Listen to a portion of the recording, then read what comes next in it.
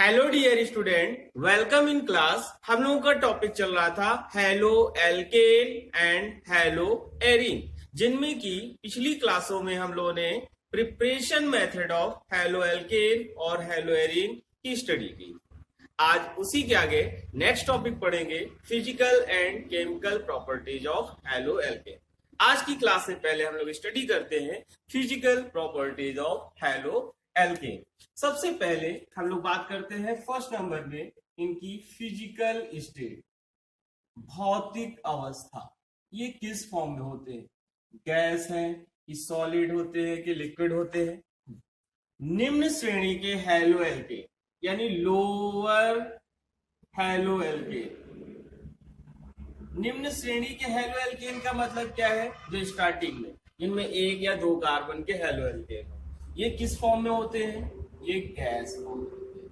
अर्थात हम लोग बोल सकते हैं क्या कि निम्न श्रेणी के हेलो एल्केन मुख्यतः गैस अवस्था में पाए जाते हैं।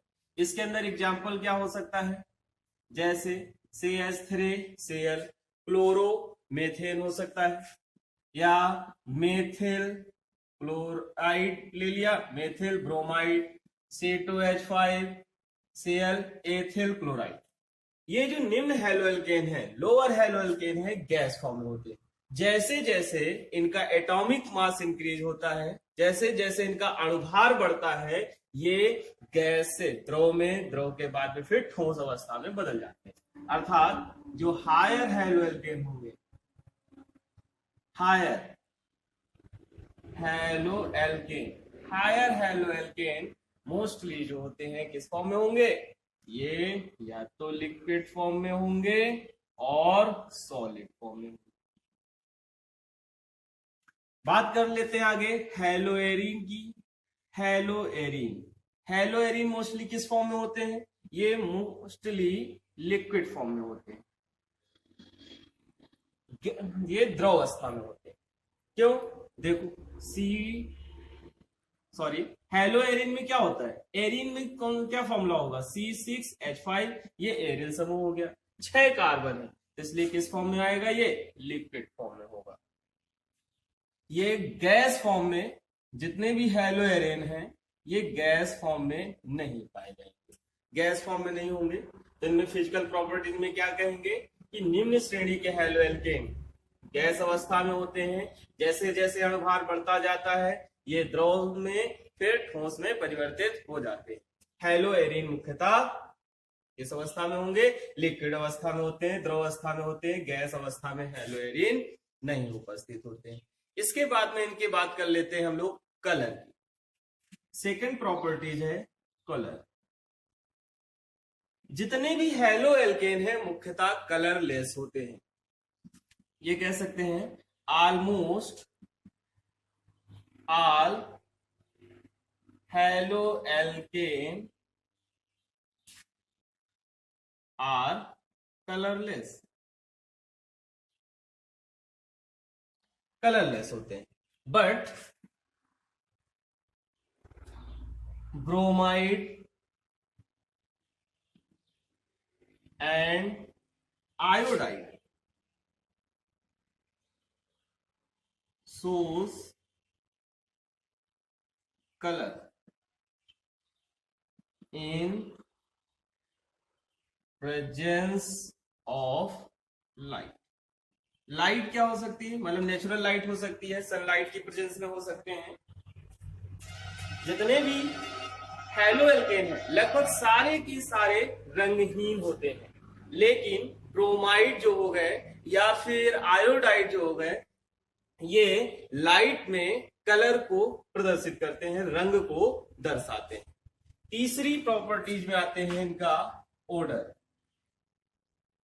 ऑर्डर कह सकते हो, टेस्ट बोल सकते हैं। वैसे जितने भी हेलो एल्केन है वोलाटाइल हो। वोलाटाइल का मतलब क्या हो गया? जिनको आप रखें और वेपराइज होकर वो डिस्ट्रॉय हो जाए, डिस्ट्रक्ट हो जाए, टूट जाए, बिखर जाए या वेपर में चेंज हो जाए। वोलाटाइल का मतलब हो गया जिनको आप रखें और वाष्पित हो जाए, वेपर फॉर्म में कन्वर्ट होने लगे, तो वोलाटाइल। या फिर गैस फॉर्म में जितने होते हैं हेलो एल्केन, इनका टेस्ट होता है स्वीट टेस्ट होता है। ये टेस्ट में स्वीट होते हैं, मीठे होते हैं, मधुर गंध वाले होते हैं। इसके बाद में है नेक्स्ट प्रॉपर्टीज की बात करते हैं इनके, मेल्टिंग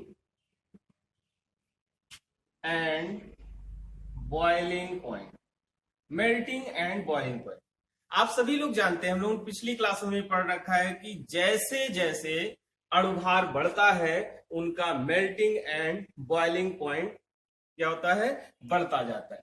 बॉइलिंग पॉइंट और मेल्टिंग पॉइंट के लिए क्या चाहिए, इनके बीच में जो डिफरेंट डिफरेंट मॉलिक्यूल होते हैं, भिन्न भिन्न अणु है हैलोएल्केन के, उनके बीच एक दुर्बल आकर्षण बल होता है, वीक वांडरवाल फोर्स होता है।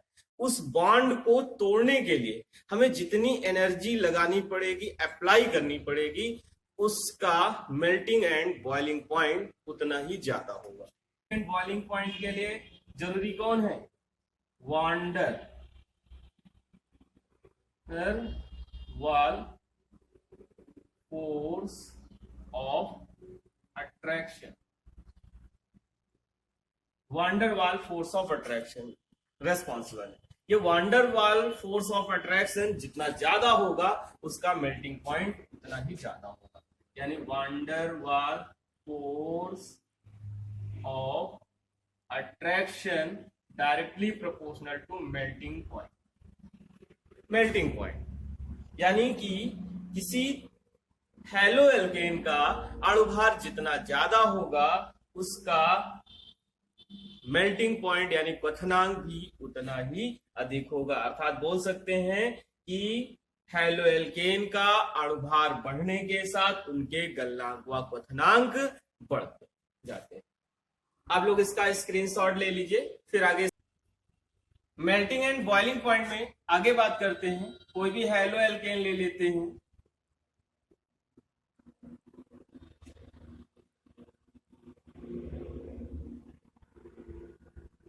हैलोएल्केन, दोनों ही क्या है, हैलोएल्केन है। अब ये कह रहे हैं कि इंटरमॉलिक्यूलर फोर्स ऑफ अट्रैक्शन, दो अणुओं के बीच जो बल है वो अंतरा अणु बल कहलाता है। ये एक हैलोएल्केन का अणु हो गया, ये दूसरा हैलोएल्केन का अणु हो गया। अब हमें क्या करना है, कौन सा बंध तोड़ना है मेल्टिंग एंड बॉइलिंग पॉइंट में, क्या ये बंध तोड़ना है, नहीं, ये एलिमेंट तत्वों के बीच का बंध नहीं, इन दो अणुओं के बीच का बंध तोड़ना। जितनी ज्यादा मजबूती से बंधे होंगे उनका मेल्टिंग एंड बॉइलिंग पॉइंट क्या होगा, उतना ही ज्यादा होगा। तो इनके बीच जो बल कार्य करेगा ये क्या होगा, इंटरमॉलिक्यूलर फोर्स ऑफ अट्रैक्शन, अंतरा आणविक बल है। मेल्टिंग एंड बॉइलिंग पॉइंट में हमें इस बल को तोड़ना है। इस बात को ध्यान रखेंगे, इन दोनों अणुओं के बीच में जो अट्रैक्शन फोर्स है, आकर्षण बल है, उसे तोड़ना है। उसे तोड़ने के लिए जितनी ज्यादा ऊर्जा लगानी पड़ेगी उसका मेल्टिंग एंड बॉइलिंग पॉइंट, क्वथनांक और गलनांक उतना ही अधिक होगा। इसके बाद में कुछ स्पेशल नोट पॉइंट की बात कर लेते हैं। यहाँ पर जितने भी हैलोएल्केन होते हैं उनका अणुभार जो होता है अपने पेरेंट हाइड्रोकार्बन से ज्यादा होता है। लिख देते हैं यहाँ पे, all haloalkane are heavier then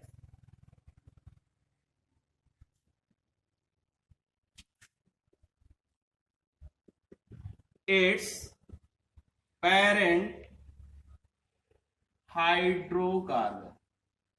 अब पेरेंट हाइड्रोकार्बन का मतलब क्या है, जैसे मेथिल क्लोराइड को किससे बनाया, मेथेन से, एथेन से क्लोरोएथेन, ब्रोमोएथेन, कुछ भी बनाया। तो जो हैलोएल्केन एल्केन से बना रहे हैं, तो हैलोएल्केन का अणुभार जो होगा वो उसके हाइड्रोकार्बन से, पेरेंट हाइड्रोकार्बन से, पेरेंट से ज्यादा होगा। आगे इसी में कुछ प्रॉपर्टीज और भी देखते हैं। अब देखो यहां पर एक बात कर लेते हैं, all haloalkane are heavier than their या इट्स पेरेंट हाइड्रोकार्बन। ये बात कर रहे हैं, अगर इनका अणुभार ज्यादा है तो बताओ क्या होगा, हाइड्रोकार्बन से इनका मेल्टिंग एंड बॉइलिंग पॉइंट भी क्या होगा, ज्यादा होगा। So their melting and boiling point is also high। इस पॉइंट को आप लोग नोट कर लें। एक पॉइंट और बात करते हैं, जैसे कि कोई हाइड्रोकार्बन, ये है 4 कार्बन का हाइड्रोकार्बन देती है। अब इनमें कभी कभी ऑप्शन दे देता है और आपसे पूछ लेता है, कहता है किसका मेल्टिंग एंड बॉइलिंग पॉइंट ज्यादा होगा। तो जैसे जैसे ये लिखा हुआ है, या इसकी बात कर लेते हैं ये, या फिर इसकी बात कर लेते हैं। तो यहां पर क्या होता है, जैसे जैसे ब्रांचिंग बढ़ती है, पार श्रृंखलाएं बढ़ती है, देखो सेम कार्बन है, सेम मॉलिक्यूलर फॉर्मूला है, अणुसूत्र इनका सेम है, जैसे जैसे ब्रांचिंग इनकी बढ़ती जाती है, बॉइलिंग पॉइंट जो है वो डिक्रीज होता जाता है। क्यों होता है इसके बारे में बाद में डिस्कस करेंगे। चलिए इसी पे एक प्रॉब्लम चेक करते हैं। प्रॉब्लम, आपको एक प्रॉब्लम दे दिया है, एग्जाम में कभी कभी पूछ लेता है, जैसे ऐसे दिया हुआ है, कहते यही प्रॉब्लम मान लेते हैं, फर्स्ट ऑप्शन दिया है, या इस तरह लिखते हैं CH3 CH2 CH2 CH2 C। Second है CH3 CH CH2 C। यहाँ पे एक साइड चेन में CH3, 4 कार्बन ही है, ये सेकेंड। आपको थर्ड दे दिया CH3 C CH3 CH3 और यहां पर Cl। आपसे कह देता है इनको मेल्टिंग और बॉइलिंग पॉइंट के बढ़ते क्रम में व्यवस्थित कीजिए। इनको किस ऑर्डर में ले जाना है, मेल्टिंग एंड बॉइलिंग पॉइंट के इंक्रीजिंग ऑर्डर में या फिर डिक्रीजिंग ऑर्डर। तो अब बात करते हैं, सबसे ज्यादा मेल्टिंग पॉइंट किसका होगा, स्ट्रेट चेन का। जैसे जैसे ब्रांचिंग बढ़ेगी वैसे वैसे इनका मेल्टिंग पॉइंट क्या होगा, या बॉइलिंग पॉइंट क्या होगा, क्या होगा, बॉइलिंग पॉइंट डिक्रीज होता जाएगा। तो बॉइलिंग पॉइंट के केस में बात कर लेते हैं, सबसे ज्यादा बॉइलिंग पॉइंट किसका, ए का, फिर उससे कम बी का, फिर उससे कम सी का। बहुत ही इंपॉर्टेंट प्रॉब्लम है, आप नोट कर लीजिएगा, कभी कभी एक्स्ट्रा क्वेश्चन में एग्जाम में ये आपसे पूछ लेता है। आप लोग इसे नोट कर लें, इसका स्क्रीनशॉट ले लें। चलिए एक लास्ट टॉपिक की बात कर लेते हैं, सॉल्युबिलिटी। सॉल्युबिलिटी यहीं पे चेक कर लेते हैं। सॉल्युबिलिटी जितने भी RX, यहां चेक करिएगा जरा, RX ये हेलो एल्केन है। आपको मालूम है CX बॉन्ड का नेचर कैसा था, पोलर था, यानी जिसके कारण X पर पार्शियल निगेटिव आंशिक ऋणावेश और R पर पार्शियल पॉजिटिव चार्ज आ रहा था। तो ये कैसा हो गया, पोलर। लेकिन फिर भी कह देते हैं ये वाटर में इनसॉल्युबल है। हम लोग जानते हैं कि लाइक डिजॉल्व इन लाइक, यानी वाटर में, ये वाटर कैसा होता है, जल कैसा है, ध्रुवीय विलायक है, और ये भी ध्रुवीय है, तो ये जल में घुल जाना चाहिए, सॉल्युबल होना चाहिए। बट हेलो एल्केन जो होते हैं insoluble in water, insoluble in water, water में इनसॉल्युबल होते हैं। क्यों, थोड़ा सा शॉर्ट में बात कर लेते हैं, क्योंकि जो वाटर मॉलिक्यूल है, जल के अणु हैं, दो अणुओं के बीच कौन सा बंध होता है, अंतराणविक बल। किस फॉर्म में होता है, हाइड्रोजन बंध होता है, हाइड्रोजन बंध होता है। उस हाइड्रोजन बंध जब टूटता है तो इतनी एनर्जी नहीं जनरेट हो पाती है जिससे कि ये हेलो एल्केन उसमें घुल सके। इसलिए हेलो एल्केन वाटर में डिजॉल्व नहीं होते हैं। क्योंकि हमें देख के लगता है, क्वेश्चन पूछ लेता है आपसे, कहता है बताओ डिजॉल्व होगा कि नहीं, हम लोग जानते हैं ध्रुवीय है, अच्छा डिजॉल्व होगा, नहीं, गलत हो जाएगा। बहुत ही इंपॉर्टेंट पॉइंट हो गया, आप लोग इसे नोट लगा के रखिएगा। अब एक चीज और है, अगर ये वाटर में क्या है, इनसॉल्युबल है, पानी में इनसॉल्युबल है, तो ये क्या होंगे, जब वाटर में इनसॉल्युबल है तो ये क्या होगा, जितने भी इन ऑर्गेनिक सॉल्वेंट है, सॉरी, या कहें नॉन पोलर सॉल्वेंट है, नॉन पोलर सॉल्वेंट यानी ये soluble in non polar solvent. आप लोग इन फिजिकल प्रॉपर्टी को अच्छे से नोट कर लीजिएगा, समझिएगा। हम लोग इनको बिल्कुल सिंपल सा मान के छोड़ देते हैं, लेकिन इस तरह से एग्जाम में कभी कभी क्वेश्चन जो है वो है फिजिकल प्रॉपर्टी से रिलेटेड क्वेश्चन पूछ लिए जाते हैं। आप लोग इन्हें देखिए, समझिए, और कोई भी डाउट रह जाता है तो आप अपने व्हाट्सएप ग्रुप पे या कमेंट बॉक्स में जाकर कमेंट कर। आज की क्लास में केवल हम लोगों ने देखा physical properties of halo alkane. Next class में स्टार्ट करेंगे हम लोग chemical properties of haloalkane and hello arene. Thank you.